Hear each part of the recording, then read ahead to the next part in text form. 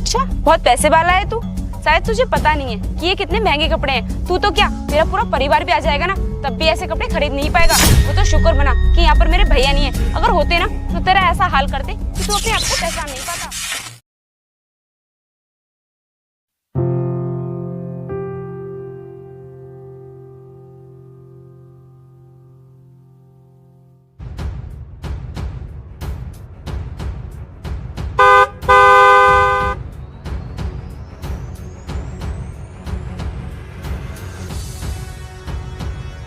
अबे ओए, हट सामने से। बहरा है क्या? हॉर्न सुनाई नहीं दे रहा? मुझे लगता है तुम्हें दिखाई नहीं देता। ये इतनी जगह पड़ी है, यहाँ से नहीं निकाल सकते अपना रथ? ओ, एक तो बीच रास्ते में बाइक को खड़ा करके बदतमीजी कर रहे हो और ऊपर से अकड़ भी दिखा रहे हो। हालत गवारों वाली और अकड़ नवाबों वाली। अरे हम तो हैं ही गवार मैडम, हमारी क्या औकात जो आपसे बहस करें। लेकिन जब इतनी जगह पड़ी है तो अपनी इस रथ को मेरे खोपड़ी पर से ही लेकर जाओगे? आवाज नीचे करके बात कर। तेरी क्या औकात है हमारे सामने? चलिए हटा अपनी खटारा यहाँ से। लेकिन भाई साहब, अभी तो मेरे खेतों में पानी लग रहा है और जब तक पानी नहीं लग जाता तब तक ये बाइक हटेगी नहीं यहाँ से। You idiot! राज, हम वैसे ही बहुत लेट हो रहे हैं और इस गबार के चक्कर में रहे ना तो और ज्यादा लेट हो जाएंगे। हम ऐसे करते हैं, ये साइड में जगह है ना, इधर से निकाल कर ले चलते हैं अपनी बाइक को।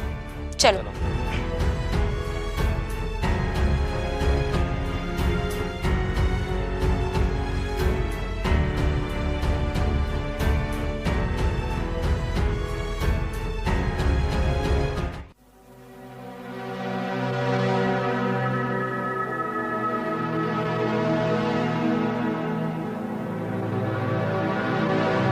अनुष्का, तुम्हारे भैया नहीं आए? यार, भैया तो कुछ काम से बाहर गए हैं। उन्हें आने में 2 हफ्ते तो लग ही जाएंगे। अच्छा चलो कहीं घूमने चलते हैं। ठीक है, चलो।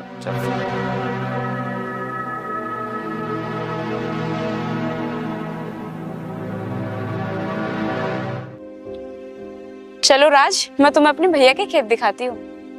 अनुष्का, तुम्हारे भैया इतनी जल्दी हमें कैसे हो गई? एक्चुअली एक बार ऐसा हुआ था कि मेरे भैया ना नौकरी की तलाश में घूम रहे थे और उनकी मुलाकात एक अमीर इंसान से हुई और उन्होंने मेरे भाई को काम पर रख लिया।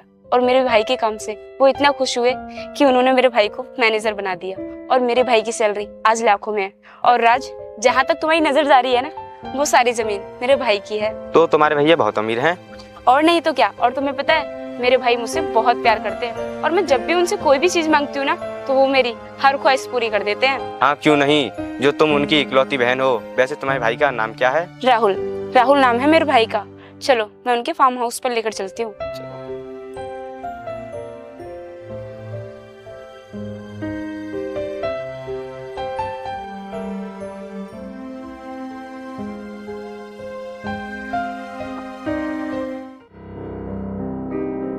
अरे मैडम जी, इसको माफ कर दीजिए। तेरी हिम्मत कैसे हुई हाथ पकड़ने की? तू हमारे साथ उस दिन भी बदतमीजी कर रहा था और आज भी बदतमीजी कर रहा है। तू जानता भी है कितने महंगे कपड़े हैं ये। तो मैडम जी, एक काम करो, आप इन कपड़ों के हमसे पैसे ले लो। अच्छा, बहुत पैसे वाला है तू। शायद तुझे पता नहीं है कि ये कितने महंगे कपड़े हैं। तू तो क्या, तेरा पूरा परिवार भी आ जाएगा ना, तब भी ऐसे कपड़े खरीद नहीं पाएगा। वो तो शुक्र मना कि यहाँ पर मेरे भैया नहीं है। अगर होते ना तो तेरा ऐसा हाल करते कि तू अपने आप को पहचान नहीं पाता। मैडम, मानते हैं कि गलती हमारी है, लेकिन इसके लिए हम माफी भी तो मांग रहे हैं और हम आपके कपड़े के पैसे देने के लिए तैयार हैं। उसके बाद भी आप हमसे उल्टा सीधे बोले जा रही हैं। देखिए, अभी तक तो हमने सहन कर लिया, लेकिन अब हम अपनी बेइज्जती सहन नहीं करेंगे। स्टॉप इट गवार कहीं के। मेरे भाई को आ जाने दो, फिर मैं तुम्हें बताऊंगी। राज, चलो हम चलते हैं।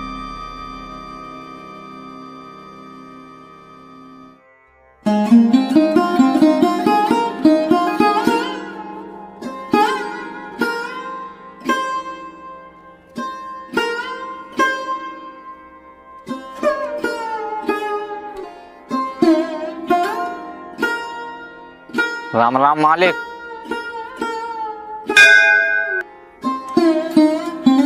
राम राम। बताओ राहुल, कैसे आना हुआ? मालिक, आपको देवेंद्र त्रिपाठी याद है? कौन देवेंद्र?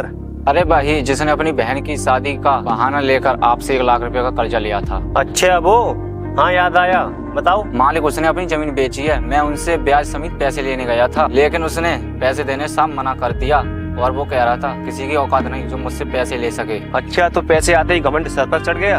अभी तो वो कुछ दिन पहले मेरे पैर पकड़कर पैसे मांग रहा था। वो सब भूल गया। चलो उसी की खबर लेते हैं, देखता हूँ कैसे नहीं देगा पैसे। चलो। चलो मालिक।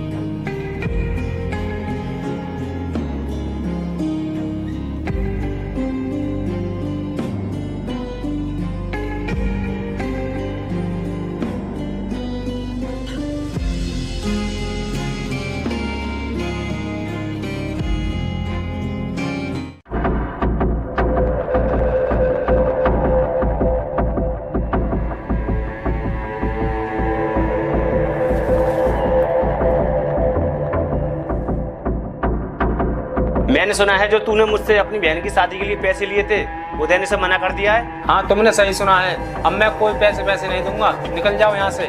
लगता है तुम वो दिन भूल गए जब तुम मेरे सामने हाथ जोड़कर अपनी बहन की शादी के लिए पैसे मांग रहे थे। तब तुम्हारे पूरे गांव में किसी ने मदद नहीं की थी सिवाय मेरे।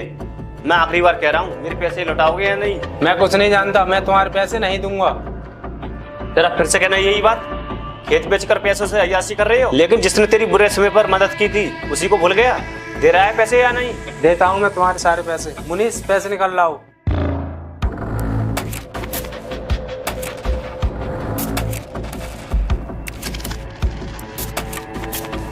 ये लो पैसे। आ गया ना औकात में? चलो रे।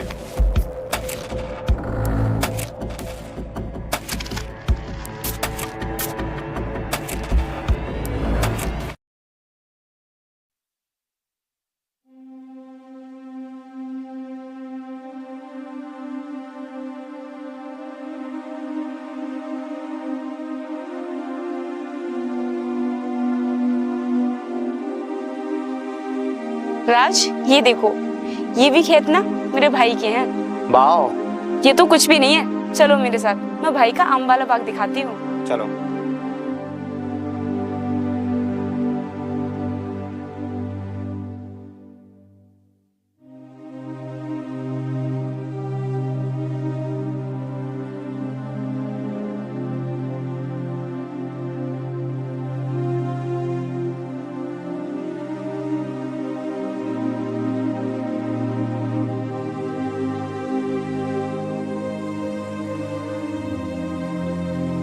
ये सारा बाग दिख रहा है ना, ये भी मेरे भाई का है।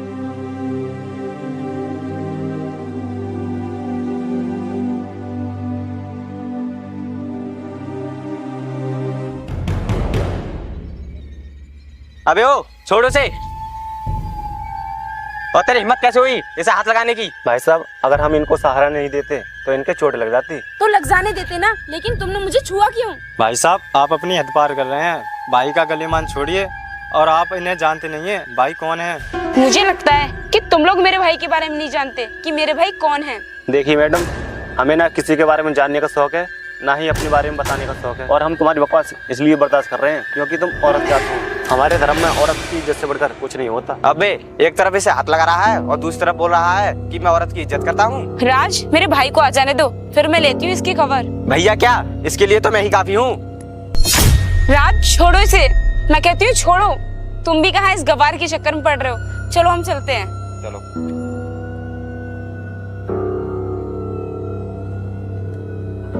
भैया जी, ये आग से खेल रहे हैं और शायद इन्हें पता नहीं है अगर ये आग भड़क गई तो इनका सब कुछ बर्बाद कर देगी। लेकिन भैया जी, अब बहुत हुआ। अगर इन लोगों ने आपसे कुछ कहा तो अच्छा नहीं होगा। यहाँ एक से एक तुर्रम खान आपसे बात करने की हिम्मत नहीं करता, और ये लोग थप्पड़ मारने की बात कर रहे हैं। चल छोड़ दीपक, ये लोग बहुत छोटी सोच रखने वाले इंसान हैं। चल अब घर चलते हैं।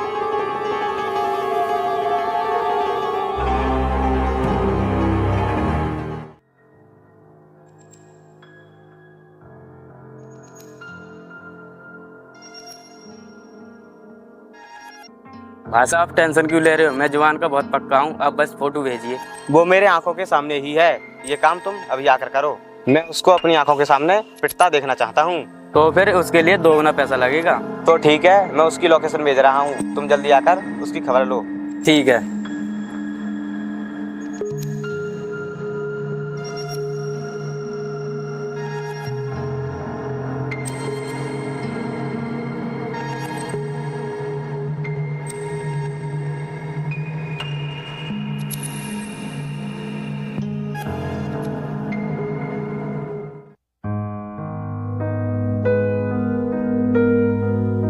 दीपक, कितना टाइम और लगेगा? भाई ये थोड़ी सी घास और रह गई है, फिर उसके बाद ये सारा खेत साफ हो जाएगा। क्यों रे, तू बहुत गुंडागर्दी दिखा रहा है? अरे सरकार आप, मैंने सोचा कोई और है, मुझसे बहुत बड़ी गलती होगी। चल चल।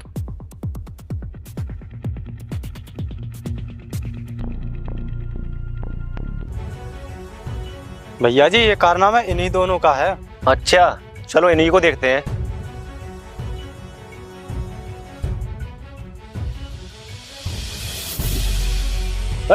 नीचे उतरो।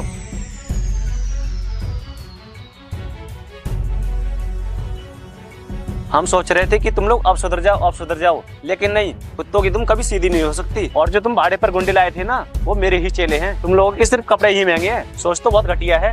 अगर तूने इससे आगे एक शब्द भी बोला ना तो फिर मैं अपने भैया को बुला लूंगी, फिर तू कुछ नहीं कर पाएगा। कौन सा सूरवीर है तेरा भाई? चल बुला, आज मुकाबला हो ही जाए तेरे सूरवीर भाई से। तो रुक, मैं अभी अपने भैया को यहीं पर बुलाती हूँ। हेलो भैया।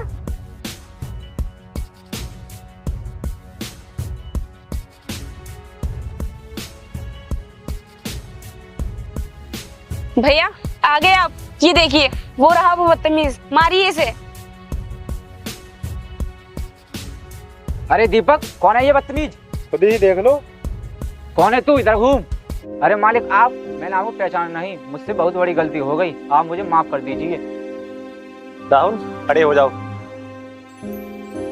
अरे तुम पागल हो क्या? पता नहीं है कौन है? भैया कौन है ये? जब मैं नौकरी के लिए इधर उधर भटक रहा था।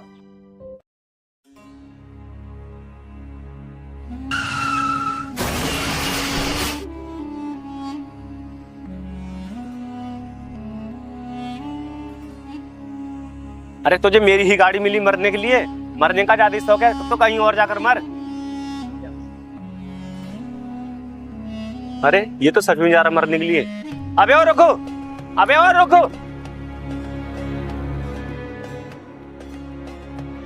अरे भाई ऐसा क्या हुआ जो तुम मरने को जा रहा है? भैया मुझे नहीं जीनी आई जिंदगी जो इतनी पढ़ाई करने के बावजूद मुझे कोई नौकरी नहीं मिल रही। कर्जा लेकर मैंने अपनी पढ़ाई पूरी की और एक मेरी छोटी बहन है, उसका सहारा सिर्फ मैं ही हूँ। कुछ दिनों बाद मेरी बहन शादी लायक हो जाएगी, कहाँ से करूँगा शादी और कहाँ से दूंगा कर्जा? इसलिए मेरे पास मरने के सिवा और कोई रास्ता भी नहीं है। एक रास्ता, तुम अपना कर्जा भी चुका पाओगे और तुम अपनी बहन का सहारा भी बनोगे। लेकिन वो कैसे? वो ऐसे कि मैं तुमको नौकरी दे रहा हूँ, क्योंकि मेरे पास बहुत खेती है और उसकी देखभाल के लिए और उसका हिसाब किताब रखने के लिए मुझे एक पढ़े लिखे लड़के की जरूरत थी, वो मुझे मिल गया है। चलो तुम्हारी खुशी तुम्हारा इंतजार कर रही है, चलो मेरे साथ। चलो भैया जी।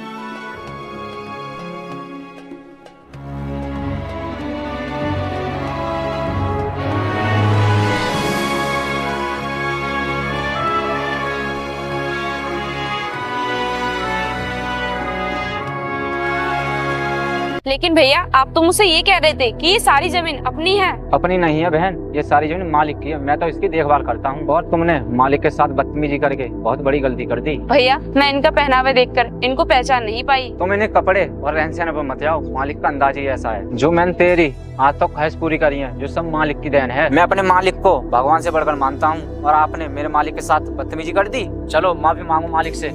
सर मुझे माफ कर दीजिए, मुझसे गलती हो गई। हाँ सर, मुझे भी माफ कर दीजिए, क्योंकि हम लोग तुम्हें पहचान नहीं पाए। हमने तुम्हारी बात को कभी दिल पर ही नहीं लिया, क्योंकि हमें पहले ही पता चल गया था कि तुम राहुल की बहन हो। ये जो तुम्हारा भाई है ना, बहुत मेहनती है, ये हमसे हर वक्त यही बोलता रहता है कि मालिक मेरी भी एक छोटी बहन है, मैं उससे बहुत प्यार करता हूँ, उसको मैं दुनिया की हर खुशी देना चाहता हूँ। लेकिन तुम तो अपने भाई से भी एकदम उल्टी निकली। भैया तुम लोगों की बकवास इसलिए बर्दाश्त कर रहे थे क्योंकि तुम राहुल की बहन हो, वरना जो हाथ तुमने भैया पर उठाया था ना, उसका इस्तेमाल तुम कभी नहीं कर पाती। तुम शहर वाले चाहे कितनी भी कोशिश कर लो, लेकिन हम गांव वाले से किसी चीज में आगे नहीं जा सकते, फिर चाहे पढ़ाई लिखाई हो या इज्जत या संस्कार। राहुल इन लोगों को शहर वापस भेज दो, क्योंकि ये लोग गाँव में रहने के लायक नहीं है। जी मालिक, चलो यहाँ से और कभी मत आना।